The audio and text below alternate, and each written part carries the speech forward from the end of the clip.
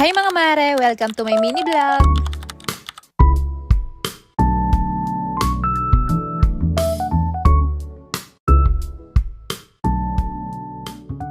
Ito nga yung mga ganap namin ng Valentine's Day. Paglabas ko nga ng kwarto namin, may pabulaklak at may mga naka-frame na picture na regalo sa akin ng asawa ko. At na-appreciate ko talaga yan dahil nag-effort talaga siya. Kahit naman mamahalin or mura yung binibigay niya sa akin regalo ay na-appreciate ko talaga yun. At least naalala niya ako. Anyway, kamusta pala yung mga bulaklak nyo? Lanta na ba or fresh pa rin? Yung sa akin kasi nalanta na at buti na lang na picturean ko muna bago malanta. Anyway, papunta nga kami ngayon sa Alabang dahil ngayon kami naka-schedule magpa-PMS ng sasakyan namin. Andito nga kami sa showroom at iniintay lang namin matapos makipag-usap yung asawa ko. After nga yan, papunta kami sa Festival Mall. Iniwan na nga namin yung sakyan namin, kaya naman nag-grab na lang kami. At ito ang driver namin ngayon ay passenger muna. Habang ito ang si Prince ay problemado dahil iniwan namin yung sakyan namin. Akala niya siguro hindi na namin babalikan, kaya ayan, tahimik lang, nag-overthink na siguro. Kaya naman sabi namin sa kanya, wag siyang mag-alala dahil babalikan din namin yun mamaya. Andito na nga kami ngayon sa Festival Mall at habang iniintay nga namin matapos yung sasakyan, syempre mag-date muna kaming tatlo. Fast forward nga, nagbago isip namin, lumipat kami ng South Mall. Madalas kasi kami sa Festival Mall kaya gusto namin ngayon ay maiba naman. Yung mga kiddie cart kasi sa Festival Mall ay hindi na talaga kasya si Prince. At ito rin yung isang dahilan kaya gusto namin dito sa South Mall dahil meron nga nitong kiddie cart.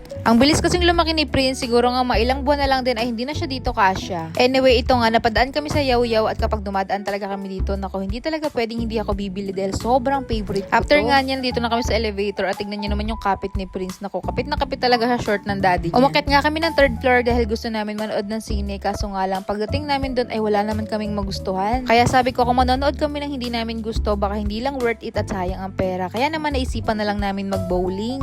Pagdating naman namin dito sa time zone, nako, dahil nga umaga pa lang ay kami pa lang yung tao dito. Ang ganda rin ng bowling nila dito dahil malalaki yung bola tapos maluwag talaga. At ito talagang bowling ay favorite naming nilalaro ng family ko at bigla ko tuloy na miss yung mga kapatid ko at yung mama ko. At bago nga kami mag-umpisa maglaro ng bowling ng asawa ko ay meron pa kaming deal niyan. At yung asawa ko pa talaga yung naghamon ng deal. Ang deal nga namin kung sino matalo, siya yung manlilibre ng food. Siya talaga yung naghamon ng deal namin dahil confident talaga siya na matatalo niya ako. At ito naman ako, pakit ng pakit sa camera kaya naman ayan, tuloy nasaraduhan ako.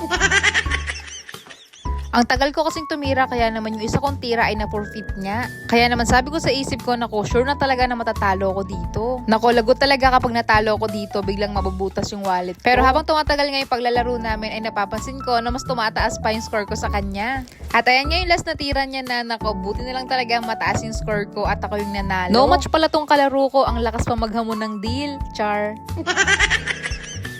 After nga niyan, si Prince naman yung pinapili namin ng gusto niyang laruin. At after naman namin maglaro, nandito kami sa Snapchat dahil gusto ko namang maitry yung picture dito. 96 pesos lang din naman, kaya mura lang din. At parang ito na rin yung souvenir naming picture ngayong Valentine's. Ang cute niya rin dahil pwede mong ma-edit yung picture mo bago mo i-print. Kaya naman itong mag-ama ko na yung nag-edit ng picture namin. First time ko lang talagang mag-picture dito kaya medyo na-amaze ako. At after ngang ma-edit, ayan, inintay na lang namin lumabas yung print ng picture namin. At after ngang makuha ni Prince yung picture namin, mukhang na-amaze din siya. Anyway, after nga namin magpa-picture, nagutom na kami kaya naman naghahanap na kami ng pwede namin kainan. Pinapapili nga namin si Prince niyan kung saan gusto niyang kumain kaso nga lang hindi naman siya makapag-decide. At sabi ko nga sa asawa ko, nakikrave ako ngayon sa crispy pata kaya gusto ko talagang kumain sa Kuya Jay. Saktong-sakto nga dahil hindi pa kami nagbe-breakfast niyan. Si Prince kasi nung umalis kami, wala pa talaga siyang ganang mag-breakfast. Kaya naman ito na yung brunch namin. At minsan talaga kapag order tayo sa restaurant ako, hindi talaga tayo makapili sa sobrang daming food. Lalo na nga kung makikita mo na halos lahat ay masarap. Kaso nga lang kapag order ka ng order, paglabas ng bill ay baka bigla kang mapaiyak.